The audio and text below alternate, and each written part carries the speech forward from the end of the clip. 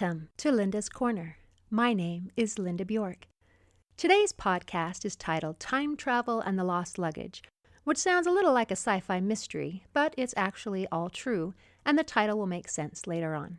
It's a message of hope that God is good, and things are not always as they appear. It is intended particularly for members of my faith, which is the Church of Jesus Christ of Latter-day Saints, but anyone is welcome to listen. A few years ago, I traveled to Samoa to visit a friend. My lovely 13-year-old daughter came with me. It was more than just a pleasure trip. I had felt inspired to go. My friend had endured some great difficulties and injustices in her life, and our visit was in part to comfort her and let her know that we loved and cared about her and that God was mindful of her. My husband is an airline pilot, and we get travel benefits on some airlines, so we can get a pretty good discount if there is space available. However, it isn't with all airlines, only those that his company has an agreement with. We were trying to be economical in our journey, so we planned a route that worked within the benefits as best as we could. The route was to fly to Los Angeles, which is about an hour-and-a-half flight from where I live, and from there catch another flight to Honolulu, Hawaii, which is about a 6-hour flight, and then catch another flight from there to Pago Pago in American Samoa, which is about an 8-hour flight. That's as far as we could go with any airline discounts, but we still weren't on the right island or the right country yet. American Samoa is an unincorporated territory of the United States, while the independent state of Samoa, formerly known as Western Samoa, is an independent country and a member of the British Commonwealth. They don't appreciate the term Western Samoa anymore. If I just say Samoa, I'm referring to the Samoa that was formerly known as Western Samoa. It's kind of like referring to the artist formerly known as Prince.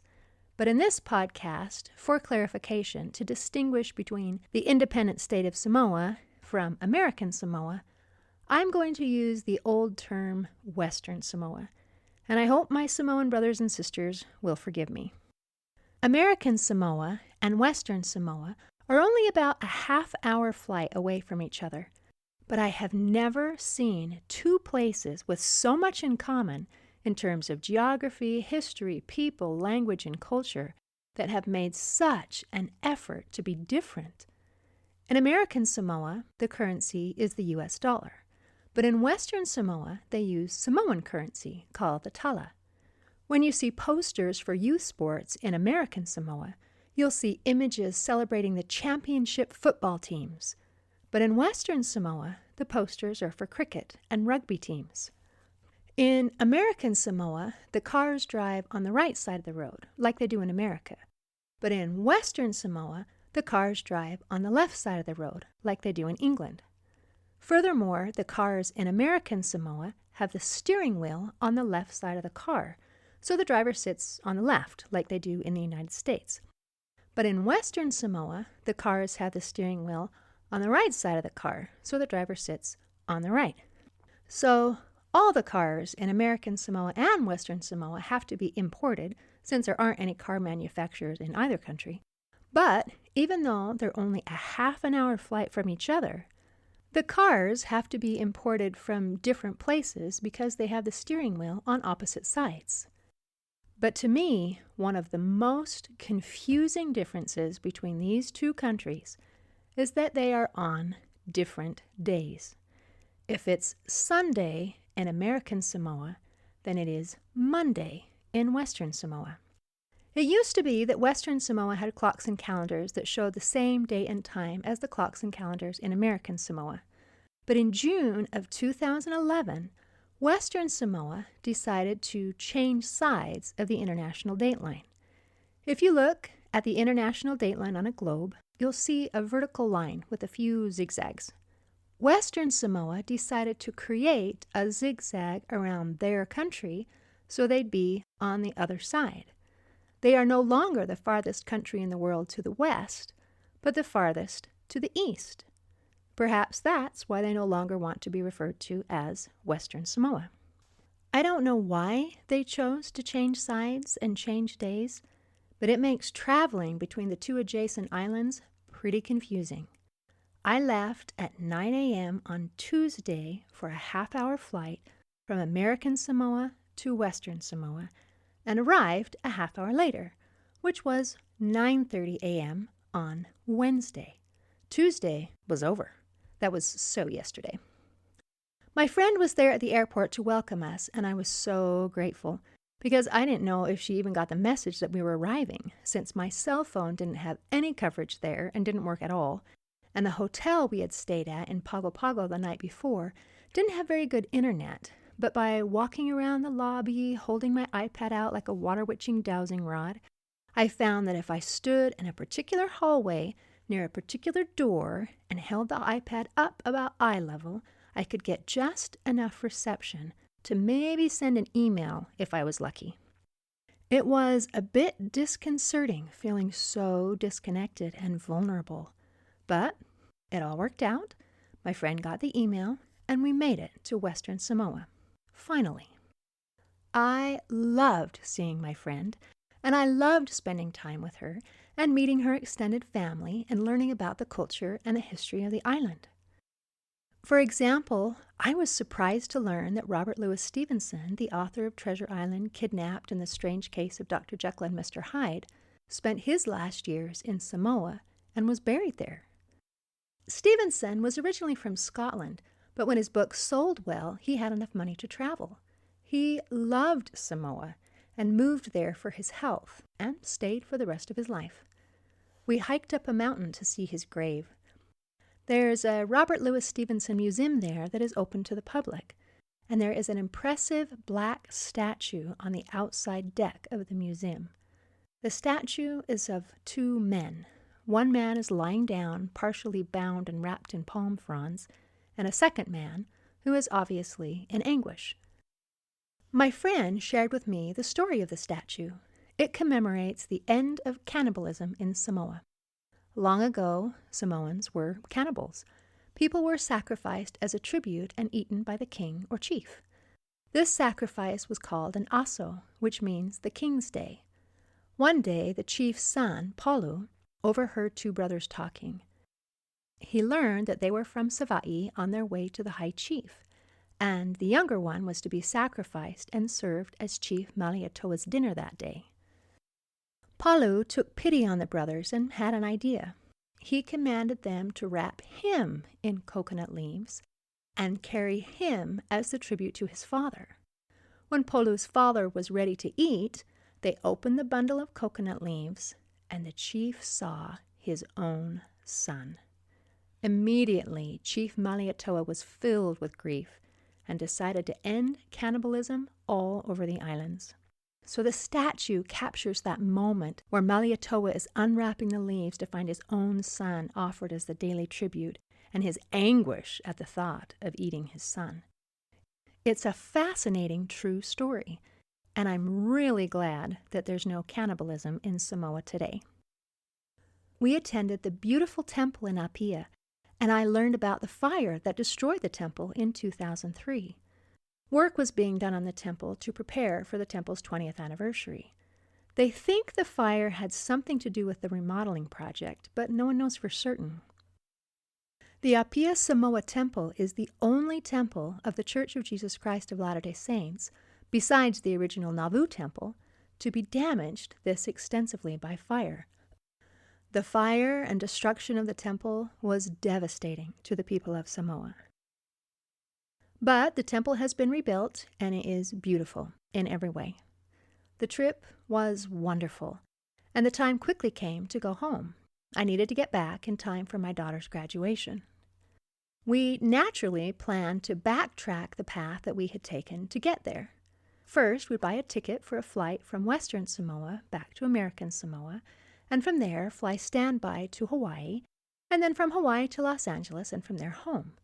We hadn't had any difficulties getting there, and we didn't anticipate any going home. The only crazy part was that we left Western Samoa on Tuesday to catch a flight from American Samoa that would leave on Monday. It was a little like time travel. I'll leave today so I can catch a flight scheduled for yesterday that hasn't happened yet. That part felt so weird and uncomfortable because it messed with my brain, and I really did not want to miss that flight. So we started for home and flew in the tiny plane for a half-hour flight back to American Samoa. And that's where the problems began. On that short half-hour flight, they lost our luggage. Now, to understand how unusual that was, you need to know that the plane was small, like really small, like a bus. We have a habit when we travel of packing really light, and usually we don't check bags. We just use a small carry-on and put it in the overhead compartment or slide it under the seat in front of us. But we couldn't do that on this plane because there is no overhead compartment, and there isn't any place to put anything under a seat in front. So everybody has to check their luggage.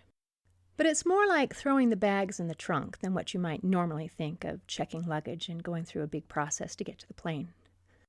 What happened to us would be like riding the shuttle van from a hotel to the airport where they put the bags in the back, and when you arrive at the airport and they open the back of the van, they say, "We're sorry, but your bags got lost. They were there when we left a few minutes ago, but now they're gone." It is impossible to lose bags in that small of a plane. And yet, it happened.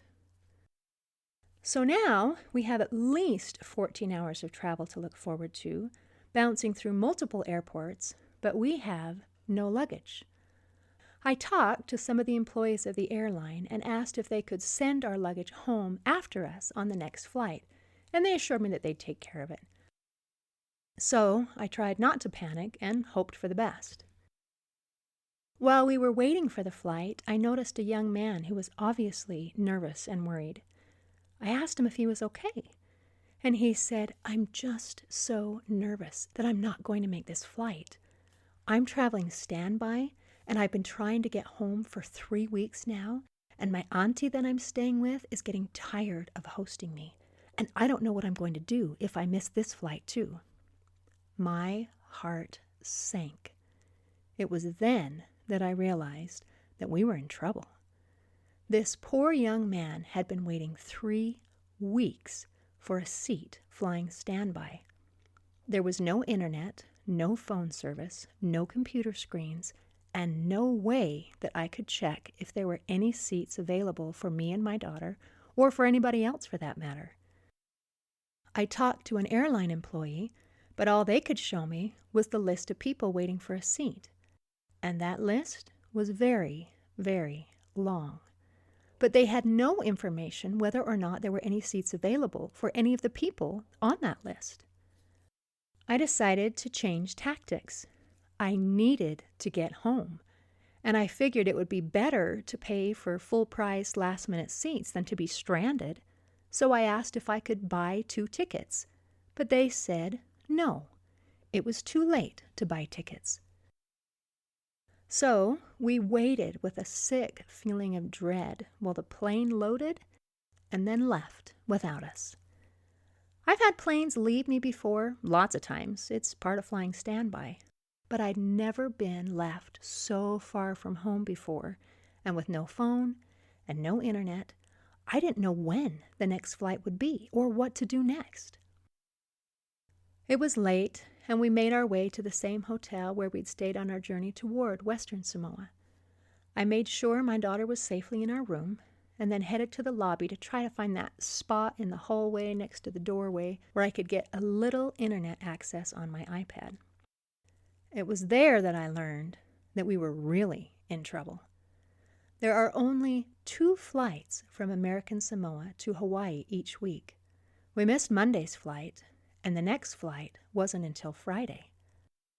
I didn't want to be left behind again, so I tried to buy tickets for Friday's flight. But it was already oversold. So I tried to buy tickets for the following Monday's flight, but it was also oversold. I could not buy a ticket for any flights for at least 2 more weeks. We were stuck, and I mean really stuck.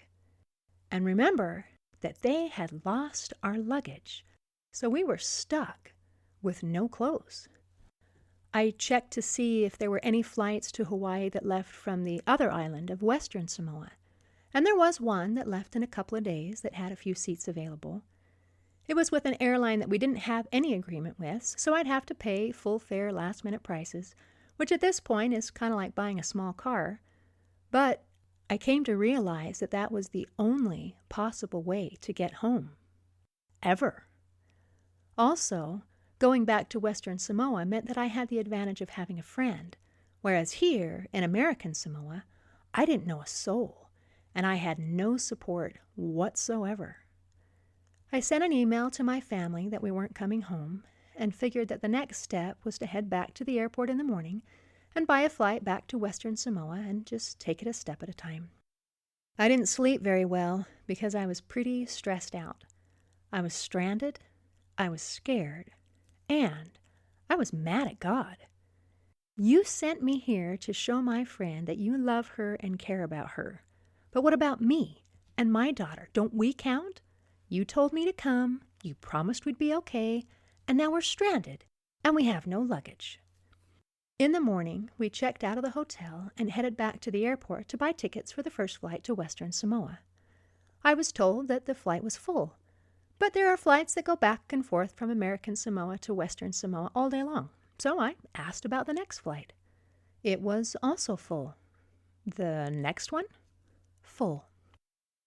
I changed my tactic and simply asked, "Okay, when is the next flight to Western Samoa that has seats available for purchase?" And she said, "Friday." "Friday?" I repeated. "Are you kidding me? You have no seats available on any flight to Western Samoa until Friday?" "That's right," she said. I took a deep breath and said, "Then I guess we'll get 2 tickets for a flight to Western Samoa for Friday." I felt totally defeated. We were stuck, stranded, alone, helpless, and totally hopeless, and we still had no luggage. I spoke again with the ticket agent. "We arrived yesterday from Western Samoa, and they lost our luggage. Can we at least get our bags?" They hadn't found our bags yet, so she told us to wait for the next flight in from Western Samoa, and they should have our bags. So we waited. The airport in American Samoa is small, and it's all outdoors. There are a few places for shade, but no walls anywhere. They don't need walls because there's no winter. But there was a small building with a tiny office for reservations and customer service that had a desk and about 3 chairs, and that's where we were.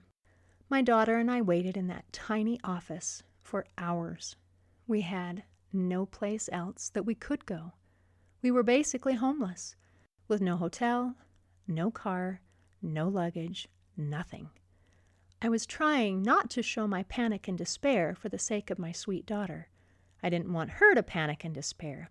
So we played I Spy and the alphabet game and tried to entertain ourselves for hour after hour. The next flight came in from Western Samoa. "Did you find our luggage?" "No." "Okay, when is the next flight?" "It will arrive in a couple of hours." "Okay." So my daughter and I continued to play I Spy and the alphabet game for a couple more hours. The people in the office were getting really annoyed with these Pelagis, or white foreigners, who wouldn't leave. But we had no place to go. So we stayed and played I Spy and tried to make the best of it. When the next flight came in from Western Samoa, a worker came over to me with a big smile on his face, carrying a bag. "Is this yours?" he said joyfully. "Yes," I replied. And he walked away rejoicing that these annoying Pelagi would finally leave. But we didn't go. We continued to sit in the tiny office and play I Spy. After a while, he came over and said, "Why are you still here?" I replied, "You lost our luggage. We had 2 bags, and you found 1 bag. That means we're still missing 1 bag. We are waiting for our luggage." He rolled his eyes and said, "You're trying to get to Western Samoa, right?" "Yes," I replied. "I will get you on the next flight to Western Samoa." If your luggage comes, we'll put it with you on the flight. And if it doesn't come, you can find it there. Perfect, I said. Magic happened. The next flight, that was supposedly full, suddenly had 2 seats available, and our tickets were transferred from Friday to the next flight out today. When the next airplane arrived, he held up a bag and said, "Is this yours?" "Yes, it is." "Okay, I'm just going to put it back on the plane. It has a colored ticket that says it's supposed to be coming to American Samoa, but you can just deal with that when you get to Western Samoa." "That's fine," I replied, and he put the bag on the plane. We climbed aboard and made the short flight to Western Samoa. When we climbed off the plane, I saw a worker rolling my suitcase into a small closet. "Wait, that's my bag," I cried. "Oh no," she said. "This bag has a colored ticket on it that says it's supposed to be going to American Samoa, so we're going to send it there."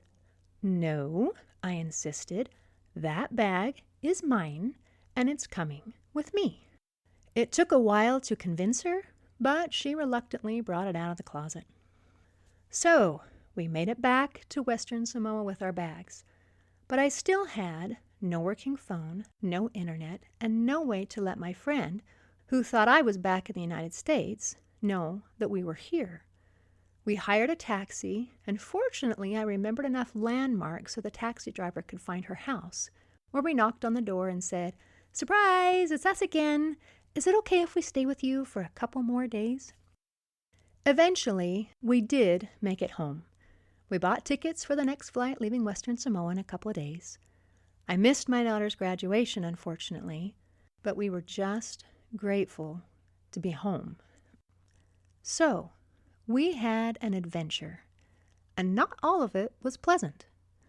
On that memorable short flight back to Western Samoa, I had a distinct impression that God was with us, He was helping us, and I had a clear impression that that help was the lost luggage.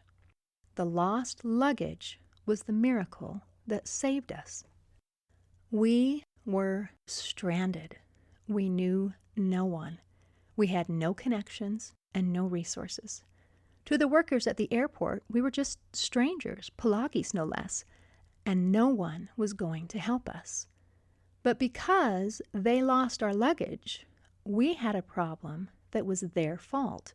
So they couldn't send us away, even though they really, really wanted to. Getting rid of us by sending us back to Western Samoa was a win-win situation. It helped us, which they didn't really care about so much, but it also helped them, which they did care about. So they made it happen. Having the airline lose our bags was the only way we were going to get off that island. What happened to us was impossible.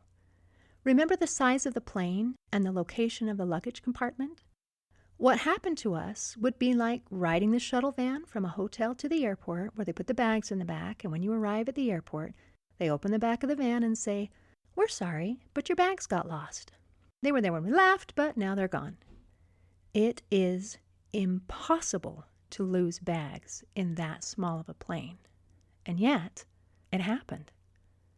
I saw the little closet where they held misplaced luggage. It was a tiny little empty room. It is impossible for 2 bags to not be noticed in that little closet. But they did not see them. It is impossible for anyone to see only 1 bag when there were 2. Yet they only found 1 bag. God hid our bags from their eyes. They did not see them, even though they were right in front of them. So, we can look at this from 2 very different perspectives, one miserable and one rather hopeful. I made another podcast about faith and misunderstanding, where I explain about how despair is related to a lack of faith, which comes because we don't understand the whole picture. We don't see things as God sees them. I invite you to listen to that podcast. That certainly applied in this situation. I was filled with despair. When we were in American Samoa with no luggage and no way home and no way to even get off the island, it felt like God and the universe had conspired against us to make our lives miserable in every way possible. But the truth was that God was with us. He was actually preparing a way for our escape before we had any idea that we were even in trouble. Now, I will freely admit that rather than experiencing this miracle, which wasn't very fun, I would much have preferred that he just warned us not to take that flight to American Samoa in the first place and to find another route home. But that's not what happened. In retrospect, I might not have listened because the tickets were so expensive. I might have thought, oh no, we'll be fine. We didn't have any problems getting here, and talked myself out of it. I don't know. And since it didn't happen that way, I guess we'll never really know. But here is my takeaway message. God was with us, even in our trials. In fact, in this situation, he actually caused some of our trials. But they were ultimately for our good, and everything worked out okay in the end. If it's not okay, then it must not be the end. When we were stranded, I was trying not to give in to fear. I can't say I was entirely successful, but trying to deal with fear is a big deal. Fear is one of Satan's most popular weapons that he uses against us. The most common lie that Satan uses to instill fear into us is that God is far away or absent from our presence. But nothing could be farther from the truth. He has proven time and time again in the scriptures and even in our lives today that he is there, even when we feel alone and vulnerable and can't see his hand. Someday, when we see the big picture, we will see that he was with us all along.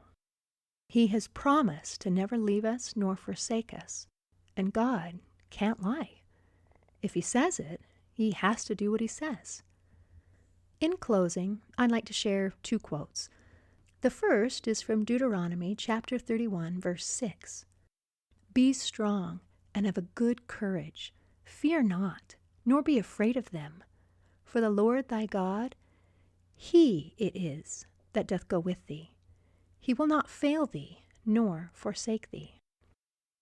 And the second is from Isaiah chapter 41, verse 10. Fear thou not, for I am with thee. Be not dismayed, for I am thy God. I will strengthen thee, yea, I will help thee. Yea, I will uphold thee with the right hand of my righteousness. Today, I hope you choose faith over fear. See you next time on Linda's Corner.